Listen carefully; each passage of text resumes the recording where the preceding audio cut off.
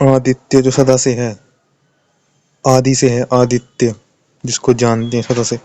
आदित्य वो आदित्य जिसका अहम सब जो सबका त्य नाश रहित, उच्च भाव जो नाश नहीं होता,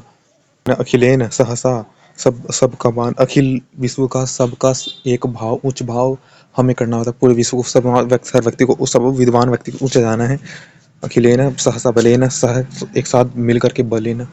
धार्मिक व्यक्तियों का नाश करेगा, अर्थात तेरा एक लक्ष्य होगा तो तू आगे उदय उदय होगा, तुझको जानेंगे, उदित होगा तू, कि तेरे अन्य लक्ष्य नहीं, तेरा सिर्फ केवल एक लक्ष्य है। जैसे मैं शत्रु के लिए वर्तूं, जैसे यह शत्रु मुझको मारता है वैसे इसको मैं भी मारूं, जो मुझे न मारे उसे मैं भी न मारूं, है ना। कि अब तेरे इनके लिए समाज के लिए जीना है, तेरा एक उत्तम लक्ष्य है। आर्मी में मनुष्य कहते हैं कि आर्मी में कि तेरा देश की रक्षा ही तेरा प्रथम लक्ष्य, तेरा एकमात्र लक्ष्य है, एकमात्र लक्ष्य, कि इससे ही मैं उदय होऊंगा। अब अर्थात ये व्यक्ति सब एक उच्च भाव मेरा इनसे, यही मेरा है और यही मेरा एकमात्र भाव है, यही मेरे अपने हैं, यही एकमात्र मेरे भाव हैं। हाँ, इसी में ही जी रहा है तो इसी को ही वह आगे और बढ़ाएगा, बढ़ता है, इसी में आगे और उन्नति करता है, क्योंकि उसे उन्नति, क्योंकि उसका एकमात्र यही लक्ष्य है और वो इसी में ही है,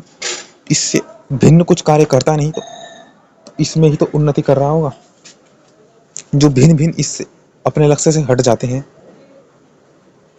वह ही, देखो जब कोई व्यक्ति भिन्न लक्ष्य, एकमात्र उसका लक्ष्य यही है कि जब कोई कर्म कर रहा होता है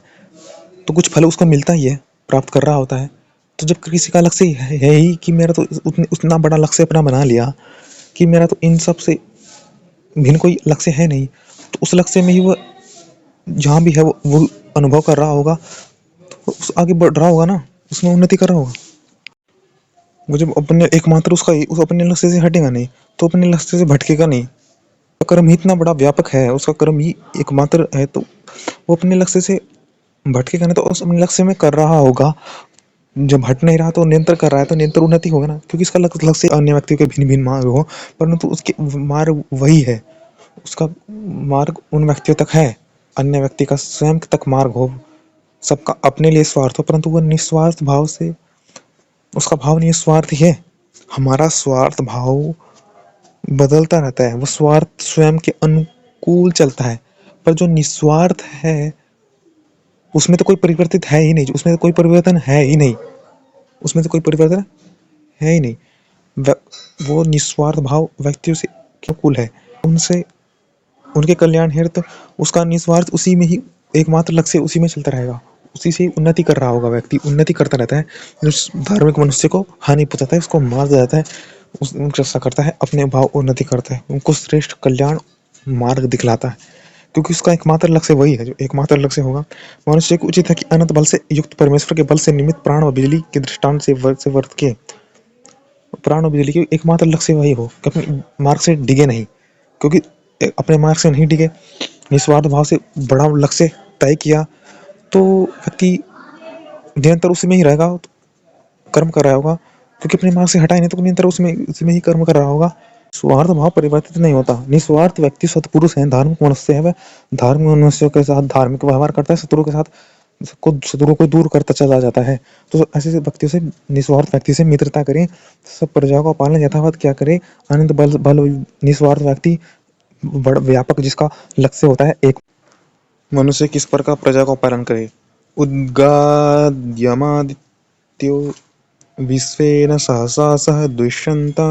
मह्यारध्यमानो अहम द्विषते रथम। देखो रंध्यमो रथम रंधयन, अर्थात जब बड़ा कार्य होता है जिसको हमें बनाना होता है उसमें थोड़ा भय, जो शुरुआत में जो भय होता है उसको रंध्यन, हिंसा अर्थात डराना, भय कि इसमें गलत ना हो जाए, इसमें हिंसा ना हो जाए, कि हम देख करके विचार करके समझ करके जो नहीं करता, अर्थात वही है कि जो रंधयम, भय लालच के कारण कुछ मैं दोष इत्यादि न कर लूं, कुछ पाने की इच्छा, तीव्र इच्छा होने के कारण, तो वही है। उत्तरदायित्व बड़ा है, बड़ी चीज है। आदित्य, अदिति, आदित्य अर्थात नाश रहित, दित्य जो सदा रहे, आदित्य।